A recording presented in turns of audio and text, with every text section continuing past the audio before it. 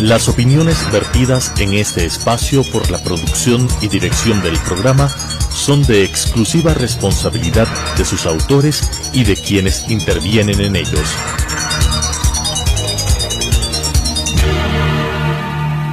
Telesucesos Canal 29 UHF presenta Causa y Efecto. Los efectos en política y economía analizados desde su causa, con la conducción de Diego Ordóñez. Causa y Efecto. Bienvenidos a Causa y Efecto, los efectos en la política y en la economía analizados desde las causas. Hemos en el anterior programa tratado los temas referidos a política fiscal, a la forma en que el gobierno está enfrentando la crisis fiscal. ¿Qué efectos tiene eso en la producción? ¿Qué efectos tiene eso en el comercio? ¿Qué efectos tiene eso en la economía real? En la economía del sector privado, en aquella economía que es la que sostiene en el largo plazo los empleos, el crecimiento y la expansión. Y la prosperidad, que es lo que el gobierno ha dicho que persigue con su programa. Para conversar sobre este tema está ahora con nosotros el ingeniero Patricio Alarcón, quien es presidente de la Cámara de Comercio de Quito, fue hasta hace poco presidente de la Federación de Cámaras, y vamos a analizar con él estos elementos que tienen que ver con un plan global. Patricio, gracias por estar aquí. Empezaré por esto. ¿Tú crees que el gobierno tiene un plan global? Me refiero a que está topando todos los ámbitos que tiene que topar una política económica, política fiscal, producción, sector real, empleo, sector laboral.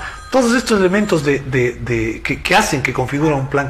¿Existe en lo que el gobierno ha planteado como medidas para paliar la crisis?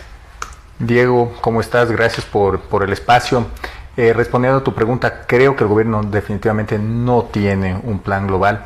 Está enfocado en este momento en bajar ciertos gastos. No sé si está haciéndolo con la profundidad necesaria en este momento para bajar el déficit fiscal.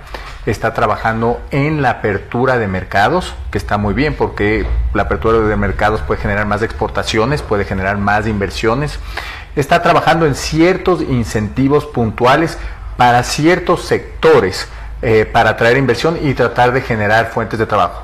No me malinterpretes, esto es una buena señal, especialmente a lo que tuvimos durante la década. O sea, comparado con el correísmo, sí, claro. Está mejor. Sin embargo, hay un punto neurálgico que se debe tomar en cuenta para tratar de sacar adelante la economía, retomar el crecimiento. Y esto es simple, lo podemos ver de esta manera. Tú cuando recibes una empresa quebrada, y no quiero decir que una empresa es igual a un Estado. Tú tienes que parecerse, ¿no? Sí, tú tienes que trabajar en lo que está trabajando el Estado, que es decir, la reducción de gastos. A ratos tienes que ser más agresivo si tu empresa está en más riesgo. En la renegociación de la deuda, definitivamente tienes que ver cómo mejoras el flujo de caja. Pero paralelamente tienes que trabajar en los ingresos. Porque una empresa que no crece y solo reduce el gasto no va a poder ser sostenible, no va a mantener su sostenibilidad en el tiempo. Y específicamente, ¿en qué no está trabajando el gobierno? Y es en la competitividad del sector productivo. Y aquí me refiero con la competitividad. Es un aspecto neurálgico para la economía. ¿Por qué? Porque de la competitividad depende la contratación. La competitividad te permite bajar precios, le estás dejando más dólares en el bolsillo al ciudadano.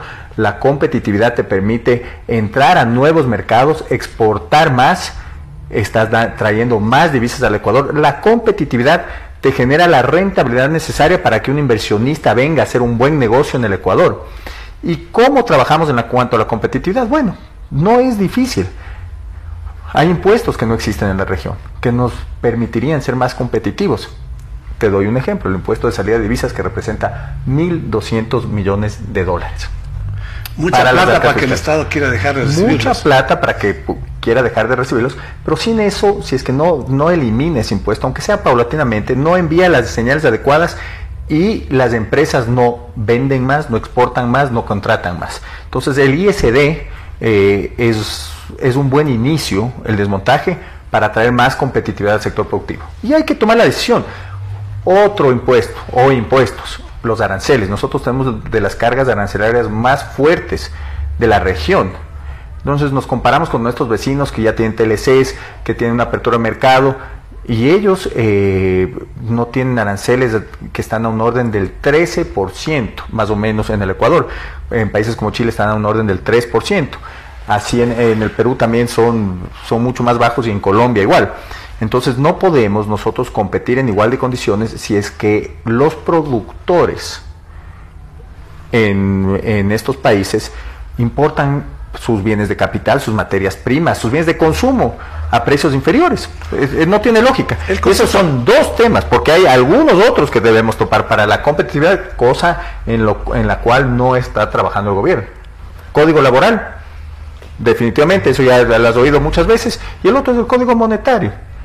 Tenemos que hacer reformas en el código monetario. ¿Por qué? Porque no hay suficiente oferta de crédito en el Ecuador y el capital de trabajo es muy oneroso.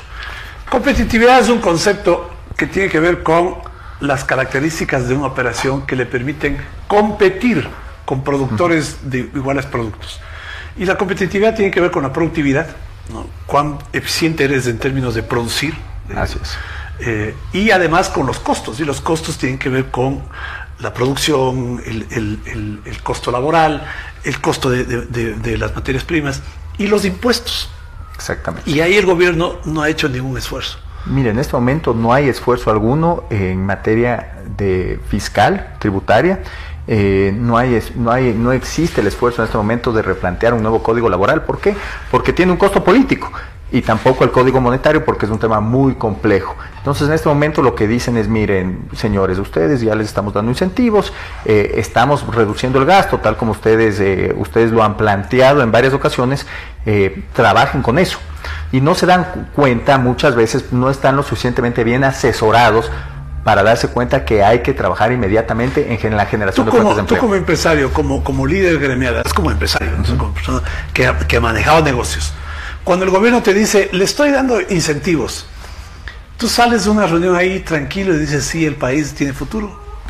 Mira, si es que dentro de mi sector, dentro de mi industria y dentro del mercado existe la demanda, o afuera existe la demanda, para incrementar mi producción, incrementar mi nivel de ventas, digo sí. Pero tú invertirías en este momento ahorita.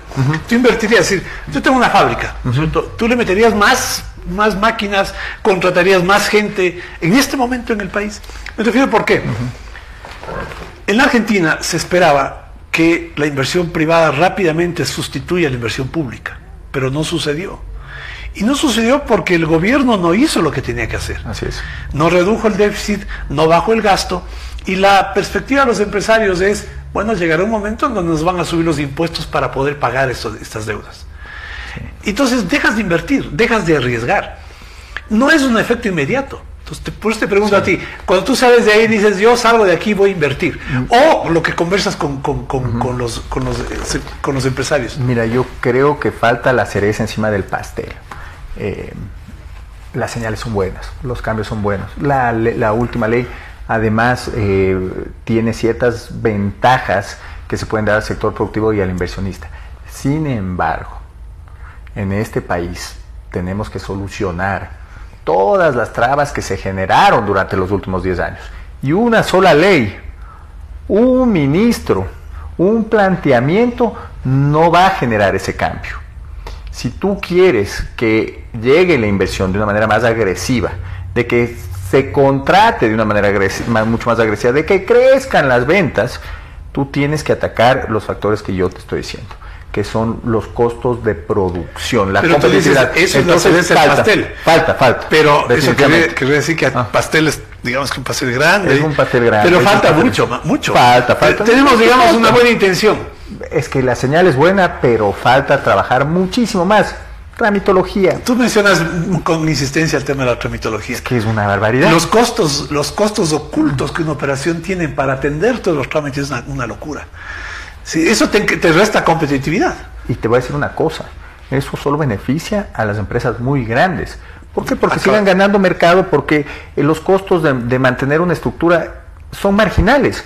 Porque si tú vendes 1.000, 2.000 millones de dólares al año, 500 millones de dólares al año, tú puedes mantener un buen equipo que te maneje todos los trámites de importaciones, puedes tener una persona que esté constantemente yendo al INE. Marginal. Sí, mientras un negocio pequeño oye, te quita el enfoque para poder trabajar en lo que realmente importa, que son las ventas, para poder contratar. Entonces, ¿qué es lo que yo digo? En este país necesitamos más vendedores y menos contadores. Eso es lo que debemos promover. Y mientras exista esta estructura en este momento en el Estado, y tú ves, una buena iniciativa ahorita es fusionar el MIPRO, el Ministerio de Industrias, con el Ministerio de Comercio Exterior. Porque ¿qué se dedicó a hacer el Ministerio de Industrias? Es a implementar reglamentación y normativa para frenar las importaciones, en lugar de trabajar en la competitividad. Imagínate esa locura. Entonces tú ya al fusionar dos entidades, ya tienes un ministro que tiene un norte, que tiene un objetivo. Entonces, en lo que se debería trabajar ahorita es en bajar el nivel de reglamentación o el nivel de regulaciones que existen en este momento, porque tienes que un ARCSA, que un INEN, que un Ministerio de Transporte, que piden a ratos para diferentes industrias el mismo trámite. O sea, dale a un burócrata un escritorio y te va a inventar un formulario, entonces vas a tener que pasar por el... Y esta ha sido la historia de estos 10 años. ¿no? Y claro, en la formulario entra la discrecionalidad, y la discrecionalidad lleva a la corrupción. Esta ha sido la historia de estos 10 años. Yo sé que desmontar esto es complicado, pero en año y medio, no sé si compartes conmigo, yo no he visto ninguna acción del ministerio.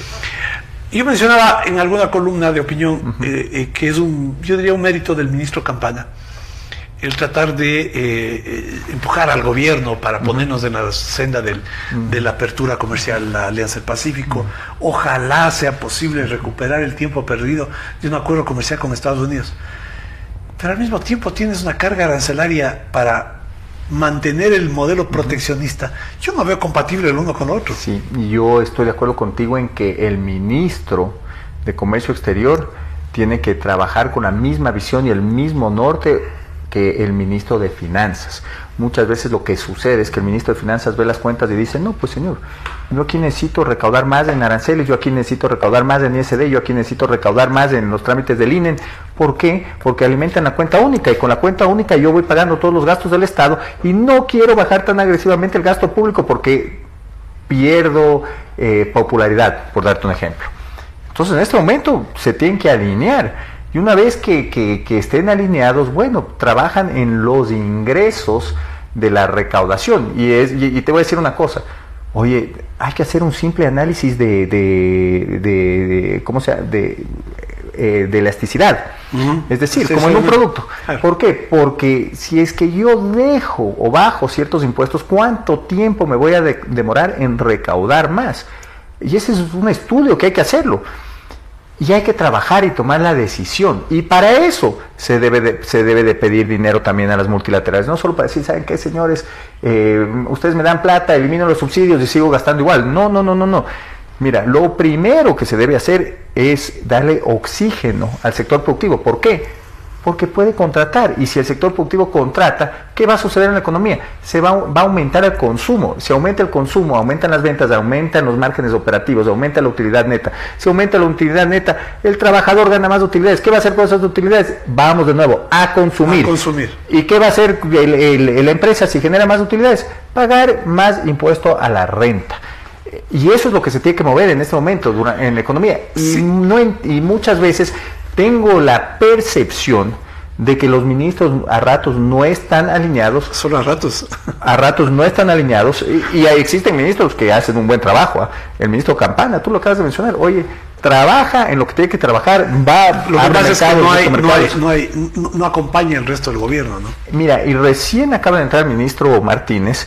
Sin embargo, ha encontrado muchas dificultades. Entonces, obviamente, en lo que piensa en este momento es en recaudar. Y ven solo el corto plazo, y ese es un error que tiene el gobierno, además de haberse equivocado, obviamente manteniendo al mismo ministro de Economía y Finanzas que el gobierno anterior. Y eso fue un grave error. Lo que sí sorprende en el caso del ministro Martínez es que durante su periodo de dirigente gremial sostenía que hay que eliminar una serie de impuestos que restan competitividad, y que ahora, ya como ministro, pues eso no ha mantenido el mismo esquema, ¿no? ¿Y por qué me señalo esto? Porque una fórmula de salida de los problemas tiene que ser una fórmula, indistinto en qué posición, en qué momento, en qué circunstancia de la vida te encuentras. Me parece a mí que esas medidas son medidas urgentes que tienen que tomarse.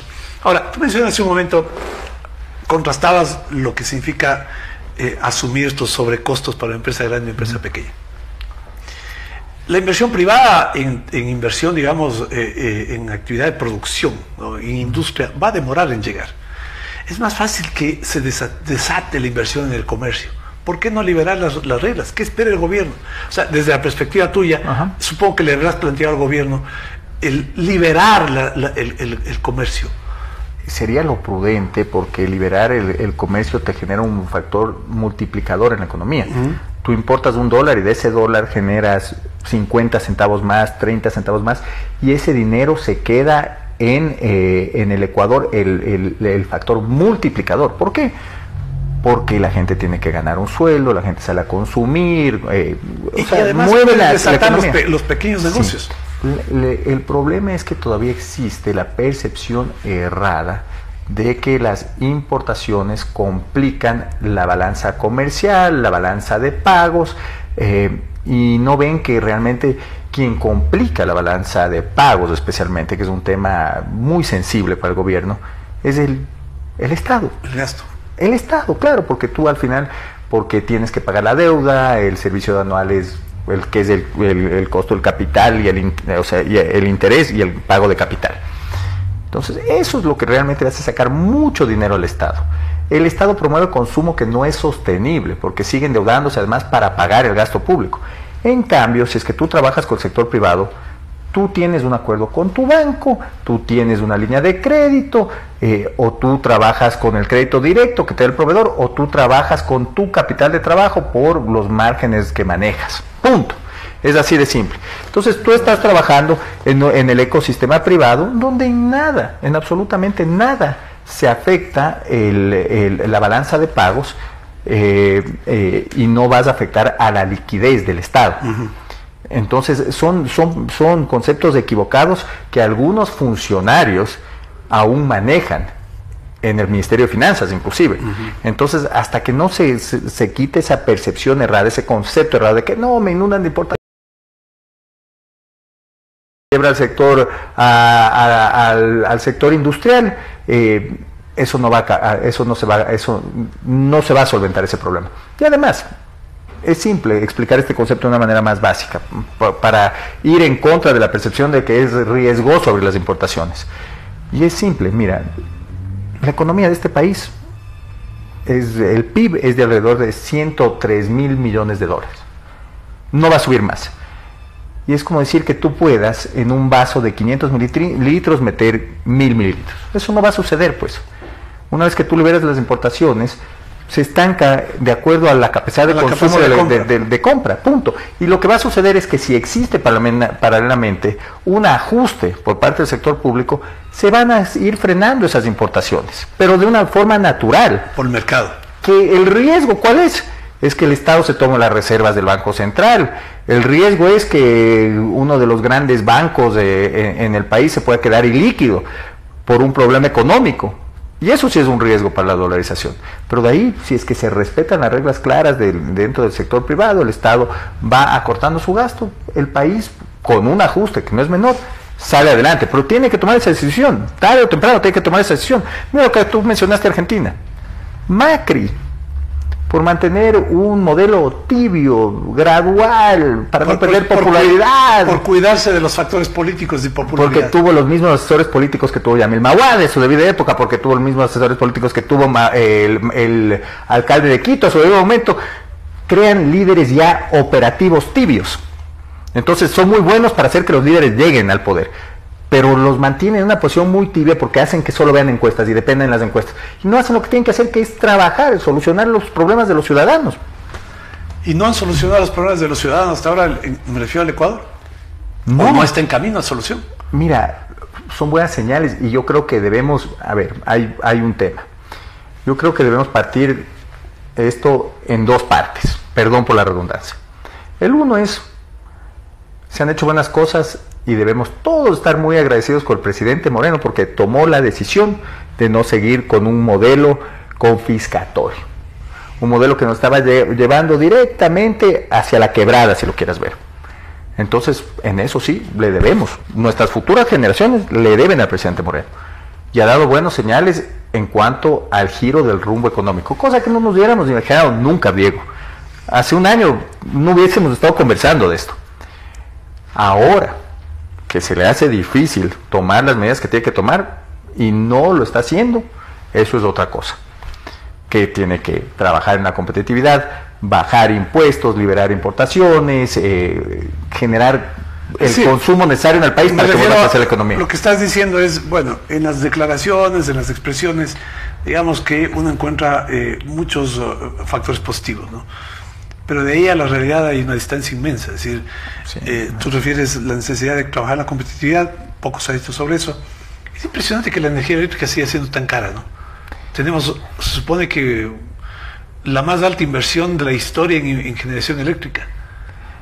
Y mira, que es uno de los elementos de competitividad, ¿no? Yo no estoy tan seguro, y eso debemos analizar a mayor profundidad, porque hemos tenido unas discusiones acerca de eso con gente que conoce del área, un exministro de energía. Si comparas el costo de kilovatio en otros países de la región con el costo de kilovatio del Ecuador, tal vez no está tan alta la energía, y de hecho debemos investigar eso bien, y si hay cómo bajar el costo, en buena hora. Ahora, tenemos otros problemas más graves con las hidroeléctricas, y de lo que yo he podido ver, en este momento sí puede haber un excedente en megavatios en este momento en el país. Lo que se exporta es muy poco. Poquísimo. Transmisión no llega a ciertas industrias, como la industria camaronera, porque hay que hacer una inversión para poder llegar. Sin embargo, hay que cambiar ciertas leyes para que el sector privado pueda involucrarse en la transmisión de la energía, porque es un sector estratégico. O sea, hicieron barbaridades en la Constitución anterior. Y además hay que hacer un estudio técnico de la capacidad real del Ecuador de generación. ¿Por qué? Porque construyeron muchas hidroeléctricas que no llegan a generar lo que especularon que iba a generar. La energía que iba a generar cada hidroeléctrica. Hicieron mega inversiones a un sobreprecio, y ahora parece que la capacidad de generación del Ecuador no es la que se esperaban. Existe un estudio inclusive, Diego, que lo que te demuestra es que para el 2022 hay que prender de nuevo las termoeléctricas. Entonces, habiendo gastado lo que se gastó, con sobreprecio mencionas, ¿no? Claro. Y claro, pero con contratos a dedo, el nivel de corrupción en el Ecuador nos ha hecho perder muchísimo dinero. Se ha planteado desde el sector gremial, empresarial, al presidente la idea de constituir alguna forma de unidad, yo diría, para acabar con la tramitología lo más rápido posible. Hay propuestas, existen propuestas, la Secretaría de la Administración está trabajando en ciertas propuestas. Nosotros hemos enviado también una propuesta al Ministerio de Comercio Exterior, temas muy lógicos. Mira, en ese sentido, inclusive hay tasas de recaudación que no se las debe bajar, pero hay que eliminar la doble tramitología, que ayudaría muchísimo al sector privado, y no te digo solo al comerciante en general, en cuanto a la importación de materia prima, bienes de capital. Eliminar todo lo que era, porque en realidad el INE es un horror. Pero el INE lo que hace son recomendaciones, pero las convirtieron en normas obligatorias. Mira, el INE convirtieron al INE en una entidad dedicada al proteccionismo. Eso es lo que pero eso básicamente porque muchos sectores industriales planteaban. Mira, por presión de ciertos líderes gremiales de pequeña industria, por presión de tal vez un par de industriales que sienten que les conviene que no entre otra mercadería. O sea, en general no quieres competencia. Mira, en general hay gente que no piensa que la competencia trae la excelencia. Eso es todo. Entonces, pero pensamos los consumidores. Mira, pero si tienes competencia es mejor. Obviamente, pues eres más rentable, eres dueño del mercado, no tienes que ser tan eficiente. Topemos el tema laboral rápidamente, Patricio. Ustedes han hablado con el ministro de Trabajo, con el gobierno, digamos. Había la idea de una reforma laboral de una comisión dirigida por una dirigente sindical correísta. ¿Dónde está el proyecto de reformas necesarias para eliminar lo que en el gobierno anterior se eliminó, restituir el contrato de plazo fijo, eliminar el bono por retiro voluntario, eliminar la indemnización por despido en el caso de liquidación, y discutir temas más complicados como jubilación patronal, ¿no? Yo creo que en qué debemos trabajar es una reforma puntual. Tú has topado un tema importante para volver vamos de nuevo a la competitividad del sector privado, sobre todo para que pueda volver a contratar el sector privado. Los líderes sindicales, a vísperas de la cuarta revolución industrial, siguen pensando en un código laboral que se creó en 1938, imagínate. Claro. O sea, necesitamos nuevos líderes sindicales con una nueva visión, para que ayuden a los millennials, para que ayuden a la gente que perdió su trabajo o que va a perder su trabajo por el ajuste fiscal. Además, que se tiene que generar. Siguen pensando, no están pensando en el 60% de los ecuatorianos que no tienen empleo. Y que debes formalizar, pues, claro, su situación. Entonces, mira, temas que hay que topar.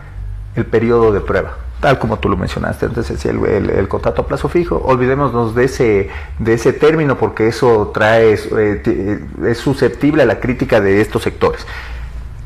Necesitamos un periodo de prueba que permita que el empresario contrate más, que la gente se beneficie de este periodo de prueba. Porque si tú en un año o 6 meses no llegas a un acuerdo con el empleador, o existe alguna anomalía dentro de la empresa, un robo, lo que sea, tienes ya una alternativa para que la desvinculación no sea tan onerosa. Entonces el periodo de prueba, muy importante trabajar en ese aspecto. Tú lo dijiste. No puede ser que exista un vacío legal tampoco en el cálculo de la jubilación patronal y que no puedas deducirte todos los aportes que has hecho durante los años que ha trabajado el empleado en la empresa. Entonces, claro, se necesita tener un cálculo y la certeza de que tú pagas lo que es justo. Y no proceder como muchas empresas lo hacen, porque obviamente pues, sale muy costoso llegar a un acuerdo con el empleado antes de que cumpla su periodo. Muy importante, la contratación eventual, un recargo de 35%. Y en este país tú ya tienes que calcular lo siguiente: una vez que contratas a una persona, tú tienes que subir el valor en 33% más sobre la contratación, con todos los beneficios sobre la contratación. Entonces, por decirte, si tú ganas $375, a eso le tienes que sumar el 33%, 13º, 14º, aportes al IES, cualquier provisión. Costos que lo que restan es estímulo para la contratación. El gobierno señala, Patricio, tiene la visión correcta, ¿no?